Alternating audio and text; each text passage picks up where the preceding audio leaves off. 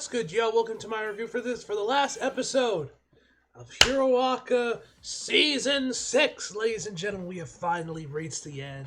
It is a sad day that we have reached this point, man.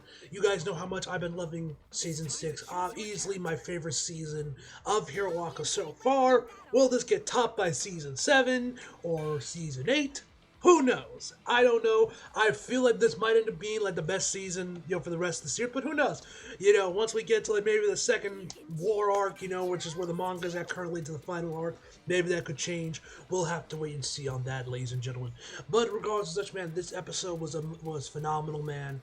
And yeah, let's just jump right in, boys. So I started the episode off right off the bat with All Might grabbing Izuku's match, which actually, I don't know if I mentioned this in any of my previous reviews. I don't think I'd have, but I was shocked to find out that Izuku's like mask thing that he's supposed to wear over his head is actually connected to like the mouth guard thing. Because I always thought that the mask, the ears, was always connected to his actual suit, and the mouth guard was its own separate thing. They weren't all connected as one thing. But nah, the mask is connected to the actual mouth guard. I guess it's also like one complete mask. But obviously Izuku never wears it. But yeah, so yeah, that was kind of, I don't know if I mentioned it before in my previous review, but that's what I wanted to mention real quick, because I was kind of surprised when I found that they actually was all connected as one thing rather than, it's connected to the suit and the mouth guard, his own separate thing. Anyway, he grabs the mask, looks over to the All Might statue and says, when your disciple is having a hard time, you couldn't do anything for him. We get a flashback to season 5 when Aizawa told him by living and just doing that, you can spur on many people. Instead, he's just holding his disciple back. He says, All Might, and then starts to walk away, thinking, just grabbing Izuku's mask, get back in his Lambo, drive back to school, give Izuku back his mask. All is good, man. But nope, this is when Stain finally shows up, man. And first of all, I gotta say, I love his new design, man. I don't know if I like it more than his original design. I am a little biased with that because I love red, and red's my favorite color, and like, the spike boots and everything. It looked really fucking cool. But his like new design with the white jacket, man, it looks pretty clean too in its own right, man. It looks pretty clean. And also, I gotta say, the music here, I don't know if this is like Stain's original scene from season 2 and they're just like obviously replaying it here because Stain's here, or this is like a remix of his original theme, or just a new track in general. I don't know because like you're asking me to go back to like 2017, with remembering the beginning. If any of you guys can confirm this is actually like Stain's original theme from season 2, if this is a new track, leave the comments. Either way, man, the song that was playing here with the violin going sounded amazing, man. Love the music here. And says, is that blasphemy against a hero? Take it back, fool. And, like, at this entire point, All Might has not flinched at all, man. Like, even though that you have Stain, like, staring him down, ready to chop his head off, man, All Might has not moved a millimeter. And so he obviously continues on saying how, when All Might's at the hero, he never showed himself around him, and he never thought they would meet after so long. And of course, Stain doesn't believe that this is actually All Might because, he was in Tartarus when he went face off against All for One and lost one for all. Yeah, lost one for all. So obviously, Stain doesn't believe that this is actually All Might because it doesn't even really look like him. And so of course he tells him like you're not All Might, and then All Might tells him he doesn't blame him for not believing him. He quickly shifts over to his buff form before going right back down to his true form now, his normal form now. And he says, if you're gonna kill me, and then Stain puts his blade right up close up to his neck, and then he starts screaming, no, you're not All Might, you fake. This is the sacred gradient of hero. Why do you claim to be All Might? Tell me. And also, I gotta say, the storyboarding in this episode was phenomenal, man. I loved the close-up they did with Stain on his eye, the coloring when he goes red while he's screaming at All Might, man. Fantastic work, man. Fantastic work. We then get a bit more of a flashback with All Might as he says that he's always felt like he had to do something. He couldn't just sit there unjustly stealing, unjustly being stolen from every day. Even if I was powerless, I couldn't sit still. As we actually see All Might when he was younger, rushing over to to help save people. Which, it's always been kind of cool whenever we get these little tidbits of All Might's past. I would love if for maybe a future movie, we did a movie that was just I mean, yeah, we kind of got this with Two Heroes, but didn't really quite commit to that one. Two Heroes honestly kind of felt like a supersized episode of Hero Walk, honestly. But I would love if we got a full movie a full Hero Waka movie dedicated to just All Might's like backstory. We see like maybe him in his early stages, and maybe obviously connect it back with two heroes if you want to do that. But like really shows like him meeting Nana for the first time, him getting One For All, training some of his early fights, maybe even showing off that battle he had with All For One. Honestly, every time we've gotten these little tidbits of All Might's backstory in Hero Waka, man, they've always been cool. And of course, Two Heroes was really nice in its own right as well, man. But I would love a full movie stuff based on All Might's backstory. The same thing with Hawks. You guys know I would love for them to do a whole movie on Hawks dedicated to just his backstory. Anyway, continues on saying, after that, I finished my run, and this is the result. We see the destruction, that as we see the destroyed buildings, everything from, Shiraki's destruction and everything. My disciple I was supposed to protect, to give my life to protect. I couldn't even tell him to rest. I wonder why. I'm the only one going further and further away from being a hero.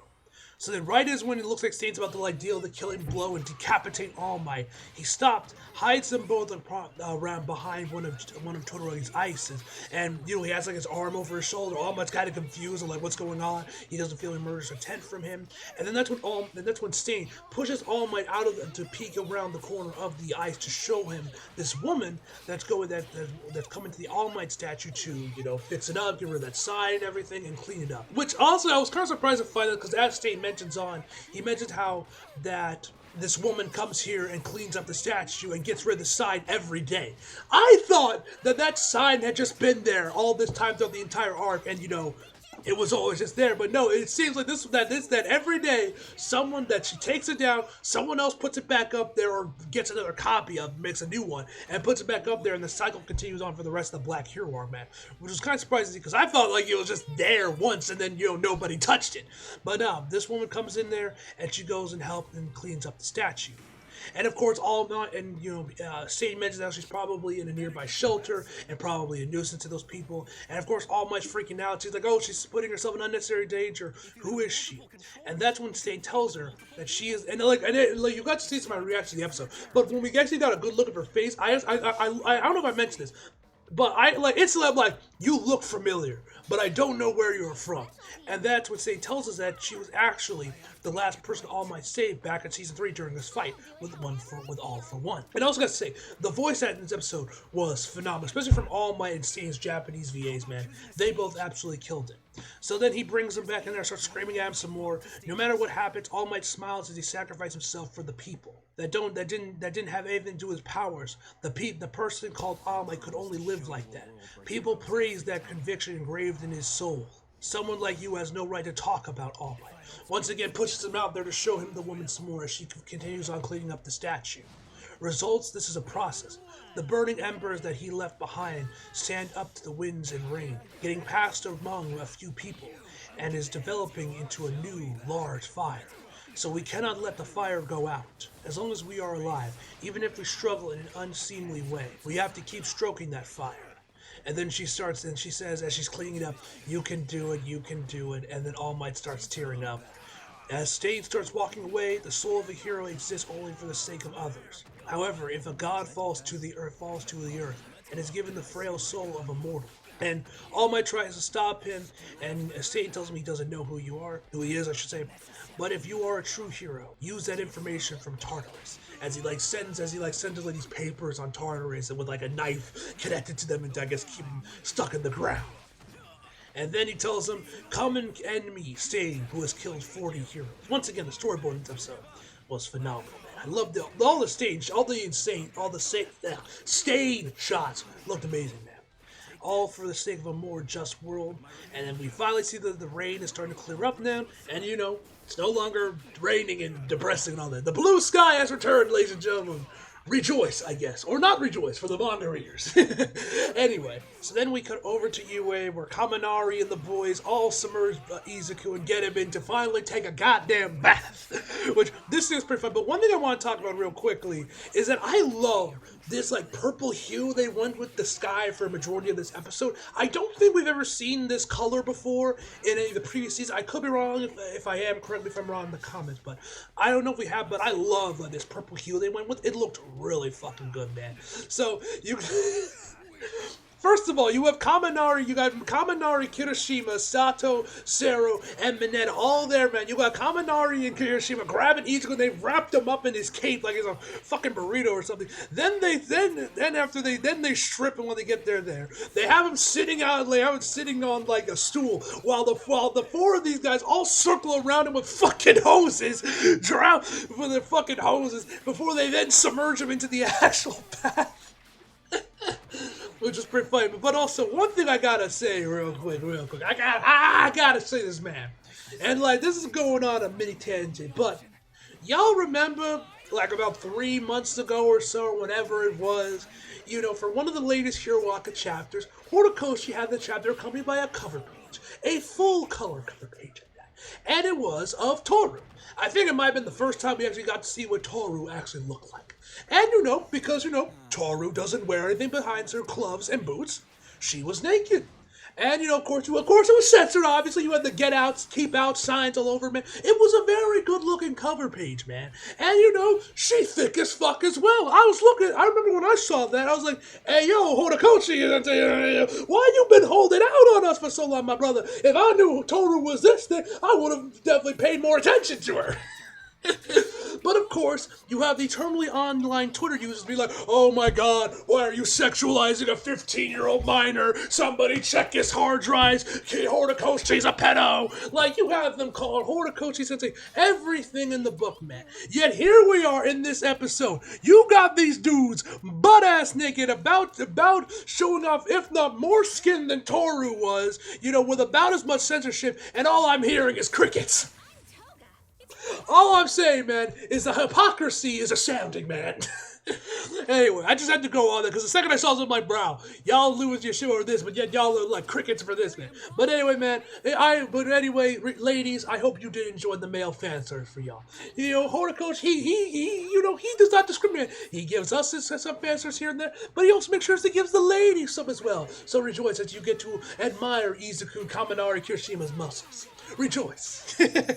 So, you know, so they're all vibing in the bath, which I think it might actually just be a freaking onsen. I'm not entirely sure. But, you know, you got Kaminari, you be like, oh, most things can be fixed by taking. And then you got Bakugo, man, who, you got like this little, like, cloud covering up his dick, obviously. And, you know, he's pissed off, man. He's like, hey, he's going to make the bath water dirty. And then this man goes and gives you a full-blown tutorial on how to clean this bath, saying, scrub it off with stain wool and an undiluted industrial strength detergent. Bro, how do you know this shit? When I look at Bakugo, the last thing I think is this is a guy that likes to sit down, chill, and take a bath. I mean, it is Japan, you know, that's kind of the thing there, man. The people love to take baths in Japan, man, you know, onsens, hot springs, and all that shit, man. But I always thought, I always looked at Bakugo as a shower guy. I never thought this man would ever sit down and just enjoy a good bath. But apparently I'm wrong. So, you know, that's cool. And then Kaminari tells you guys need to follow the directions and recommended amounts. And then you got Tokoyami saying that even though he's apologized for everything, he hasn't changed it all. So then the man just stripped cannonballs into the bath, which was kind of surprising to see. And Bakugo says that it's not that he's given up on being the #1 hero or the fact that everyone's still his rivals. And then he like splashes some water on Izuku as he then says, including you, Izuku. He once again calls him Izuku again, which is still kind of weird to hear Bakugo actually call Izuku rather than Deku. And then Izuku tells him, like, you could call me Deku if it's impossible, Kachan, which, you know, it's nice, man.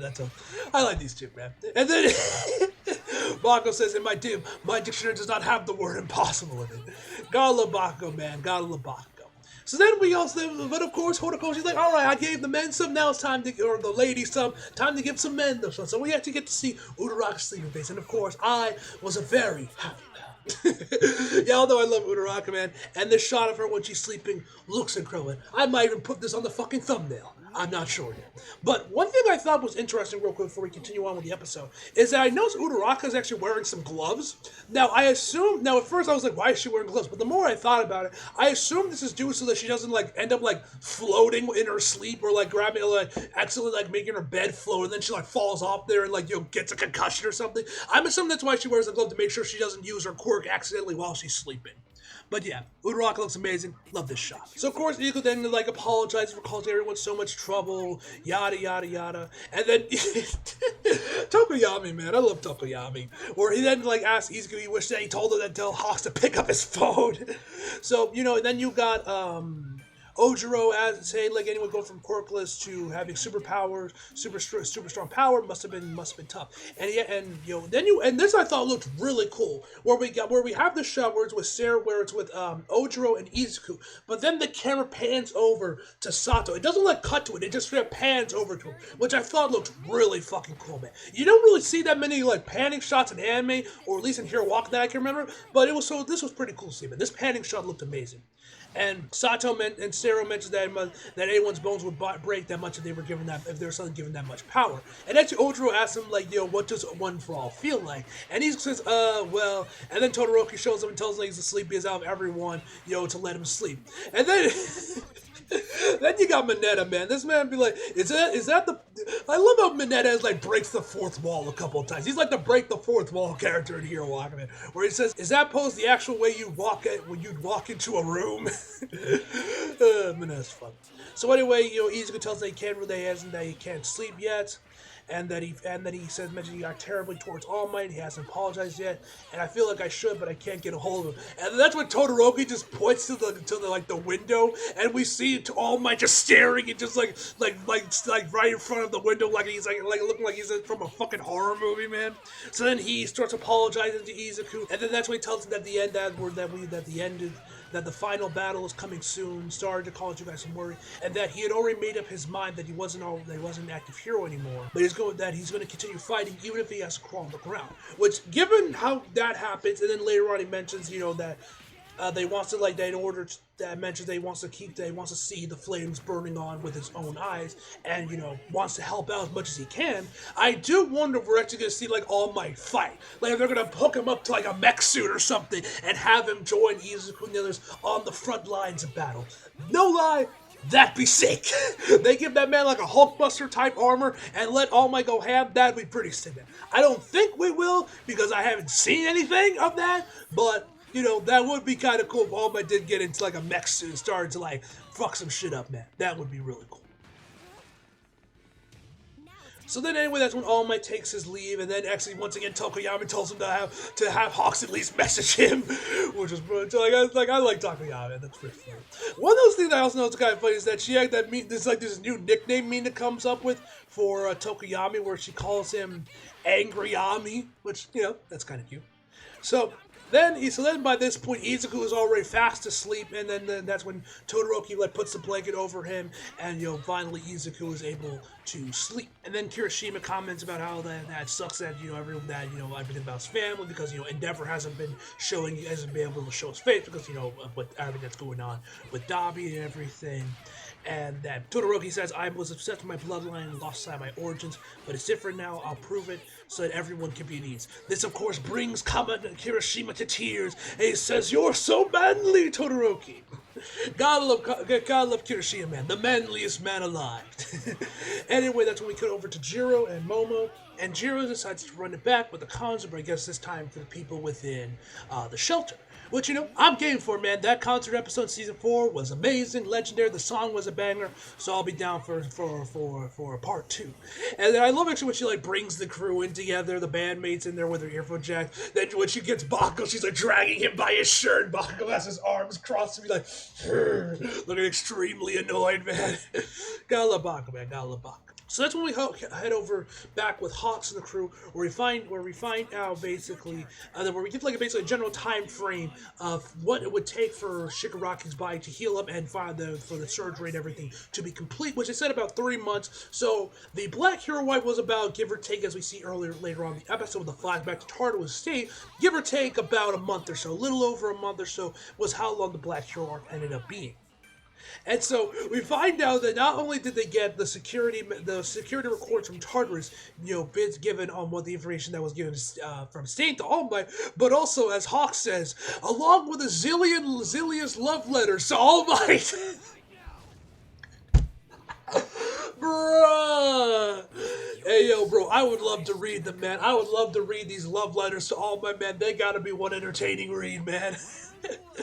I swear, man. But yeah, also once again, I love this shot when we see the love letters with the hard drives and like the knife and everything as the camera pans up to Sting looking behind over his shoulder, man.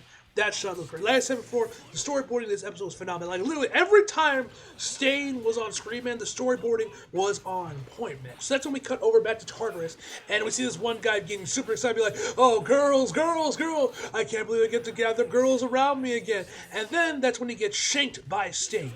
And we also find out the man ain't got no nose. Like, we finally get to see a good look at Stain's face without his mask, and the man got no nose. Like, straight up, he got no nose. His nose is completely gone, bro. He ain't got shit there. Also, goddamn is his chin long, bro. Like, this man's chin rivals the Crimson Chin from Fairly Odd Parents. Oh, shout out if you remember that show. I was never the biggest fan of it. I was always more of a SpongeBob guy myself, but it was also a pretty good show in its own right. But seriously, I think we need to start calling Stain Mr. Chin now. I think we gotta start calling him Mr. Chin. But yeah, his Stain, his chin is huge. Anyway, he looks around. He's looking around for information. He finds the control room where he finds the this box with like these storage items, with like these storage devices in there that obviously contain the security records and everything of Tartarus. So he goes to grab them. Figures that the dude is dead, but he actually is still alive, and he's like trying desperately to keep Stain from grabbing it. He won't let him because he's a monster and everything, and he says that he's on Shigaraki's side, and then he says that. That this storage goes to a person that gives them to someone that is just. And Stain tells him that he promised that the present times are broken, that he'll pass through conviction to someone just. And he asks if he's a man or a beast. And Stain says that I'm a beast who is on the side of a just world. And then this is when you really get to see how long his chin is, bro. Like, I know I've been harping on this big guy, but I've never noticed how long this man's chin is, bro. Like, Jesus. Anyway, we get some more amazing shots of Tartarus as we see All For One, gathering his disciples and everything, man. Looked amazing. As we find out that actually Stain just straight up swam all the way back from Tartarus. And remind you, Tartarus is connected to 3 bridges that connected to the mainland of Japan. And those bridges were gone, bro. So it looked like it was a pretty long distance too. So this man, while the waves are going crazy, this man literally swam all the way from Tartarus back to dry land, man. Shout out to him. His stamina, he must be really hitting the cardio while he was in prison, man. God damn. Once again, we also get some more amazing shots of Stain as we see him passing by from when he was just wearing his prison gear to when he just got a sword to his full-on suit, along with a bunch of newspapers going on about All Might and Endeavor taking over, about All Might's retirement, and of course Endeavor becoming the #1 hero. These shots look really good as well. Before we cut back over to All Might, who was with the cops, and he's talking to his detective friend, Nanomasa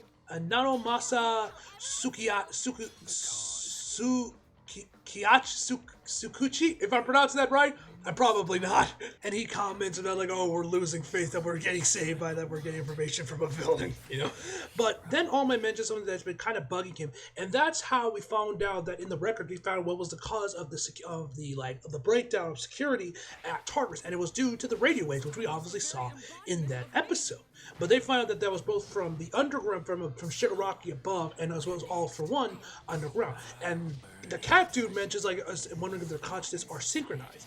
And All Might mentions how, which first of all I gotta say, I love this shot where we see, as he mentions that he shares consciousness he shares his thoughts through the consciousness inside his core of One For All. We see all the different people that have held One For All before we fades out to All Might. And I'm pretty sure this is his Two Heroes costume. I could be wrong on that one, but I'm 90% sure from the little bits we can see that is from his outfit in Two Heroes, which is the only movie reference we actually got in this episode, surprisingly. Anyway, and he mentions how it doesn't work both ways. He can as he mentions, his thoughts are synchronized with his consciousness inside One For All, but he doesn't really, he's never experienced it working the other way around. But I think has happened with Izuku though, where we see him having full-blown conversations with the previous wielders of One For All, so there's that as well. And he mentions the only time he could kind of feel that kind of thing was, of course, when he was with Izuku earlier on in the season, when he had that whole scene where he was declaring that his kid Izuku would declare that he was going to try and save Shigaraki, and he questions if whether that even if the All for One has a higher rate of synchronization than One for All, could Shigaraki be able to communicate with One for All with All for One, when All for One is like, like 500, what was it, like 500 meters below sea level or something ridiculous like that, and that's what and that's when they mentioned that they could communicate through radio waves, and they like start to use the radio waveform they were able to get from those swords to try and decipher the conversation that they were having. Where we find out that the completion date for Shigaraki was going to be 38 days, meaning now they only have and the cat dude is shocked by this, saying that the research at Central said it would take 2 months, and All Might says that Shigaraki, of course, after all the time skips and everything, that he will be ready in just 3 days. And I also gotta say, I love this outfit he was wearing. He looked really fucking cool, man. The cape and everything, man. This looked pretty badass. I like this. After that's when we head over to the UN headquarters, where you guys remember that scene of Avengers where Nick Fury was talking to like the heads of S.H.I.E.L.D. and they were all in like silhouettes and everything. That's basically this scene, man. It reminded me a lot of that, where we see different countries talk about trying to get their heroes over to help out with Japan. And among these heroes, we actually see the Egyptian hieroglyphics guy from World Heroes Mission actually making an appearance here, which is pretty cool. Now, I'm not sure how this happened in the manga, if he was shown up there, and what the release schedule of when this chapter came out versus when World Heroes Mission came out in Japan. But either way, man, this is pretty cool, and it is kind of cool to actually see like a movie character brought back into the main show, man. This was actually pretty cool to see. But then like U.S. talks about, which I'm assuming is the U.S. because given what happens right next, say their hero already went out, and that's when we finally get introduced to Stars and Stripes, man. Now, I know of this character, but I basically know about her. But I think we can all agree on one thing. Horikoshi was obviously watching The Boys while he was designing her, bro. Like, look at this woman's suit, and not tell me not tell me you don't get massive Homelander vibes from this woman, from her suit. You don't look at this woman and just see a female Homelander, bro. Like, I refuse to believe Horikoshi wasn't watching The Boys while he was designing her, bro. I swear to God. But yeah, now all I will say about this is that season 7, it's gonna be starting off hot. Y'all remember how season 6 started action-packed, and we had that really cool Sakuga with Mirio? With Mirko? I guarantee you something like that's going to happen, because there's going to be a big fight between her and somebody, and which from what I've heard from all the mangers and what Cerberus has told me, because he wanted to show me something like happened like right after this episode, right, but like in the second to last episode area, he's like, oh, they're only doing one more episode. I'm assuming he's referring to this fight.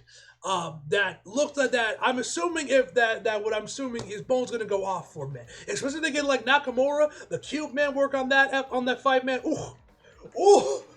Season 7 is going to start with legendary, bro. Because considering how season 6 started off so well, a lot of great animation, I have a feeling that that we'll finally get the Sakuga Fest that the mangaries have been clamoring for since the Shigaraki and Izuku fights from season 6, man. So I think if we're gonna get a Sakuga Fest, man, I think it'll be the first episode of season 7. I could be wrong, and it might not be, and Bones might not be going that off for it. But given it's the first episode, I have a feeling Bones is gonna, and given how this is gonna be like, it's gonna have like a big fight.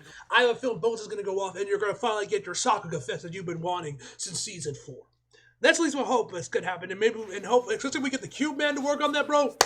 Forget about it. So after that, we actually get a new all-original anime scene where we see Izuku having this nightmare with All for One, and him saying, "Next, it's your turn." As Shigaraki comes out of him, man, that was pretty cool. So then he like wakes up, uses a black whip, and guess who's there to greet him? Best Girl. You love to see it, man. Best Girl is right there to greet my boys right after he has his nightmare, bro. You love to see it, man. You love to see it. I love Uraraka, man. Oh my God, she looks so fucking cute here too. Oh, my heart. Y'all know how much I love her. Anyway, so everyone's like, "Yeah, bro, you're good. You can put away Black Whip," and that's basically where the episode ends, as we hear the ED playing into the background as the credits roll, man. And amazing episode, which of course we already got confirmation that season 7 is going to be confirmed and everything, so no surprise there. Now this obviously begs the question, when will we get season 7? When will it air? And given the release schedule these last couple of seasons, it definitely begs the question and puts into question when we could see it. Given season 4 aired in fall, and I don't think we ever got a reason for both, but most people's general consensus is that it was so that they had an additional buffer between the anime and the manga, so they would get caught up. Season 5 aired in spring, and then we were back to fall for season 6. If I was a betting man, I would bet that they're going to be flip-flopping seasons between spring and fall, just to perhaps give CUC a bit of extra production time, so that everything goes smoothly, and hey, we can get a badass Sakuga Fest by the Cube Band for Stars and Stripes in that first episode of season 7. So yeah, it means we're going to have to wait a little bit over a year for season 7, but hey, I'll gladly wait if it means we're going to get us some badass Sakuga Fest from the Cube Man himself. Anyway, guys, let's put this video off. Overall, we get this episode a 10 out of fucking 10, ladies and gentlemen. And as always, hope you guys enjoyed the video. Like if you did, subscribe if you're new. Follow me on my socials if you feel like it. Links down below. And as always, come back for more. See you guys next time with season 7.